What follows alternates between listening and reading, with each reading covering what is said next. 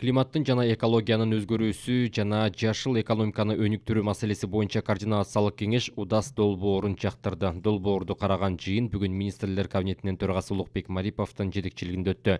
Долбоор климаттын өзгөрүү таасирин жумшартуу жана адаптация боюнча чараларды ишке ашыруу жолу аркылуу парник газдарынын бөлүп чыгарууларын кыскартууну карайт. Министрлер кабинетинин башчысы, ошол эле учурда координациялык кеңештин төрагасы Улукбек Марипов белгилегендей, учурда министрлер кабинетинин артыкчыл багыттарынын бири экологиялык коопсуздук жана климаттын туруктуулугун камсыздоо маселеси болуп саналат. Кеңешменин жүрүшүндө климаттын инвестициялык программасынын учурдагы абалы тууралуу маалымат угулду. Анда министрлер кабинетинин төрагасы глобалдык климаттын институттардан жана фонддордон инвестицияларды тартуу боюнча ишке мамлекеттик органдардын активдүү тартылышы зарылдыгын белгиледи. Ал кошумчалагандай, мамлекеттик органдары Бириккен Улуттар уюму климаттын өзгөрүшү боюнча алкактык конвенциясынын тараптардын 26 конференциясынын ишине катышуучу Кыргыз делегациясынын сапаттуу даярдыгын камсыздоого тийиш.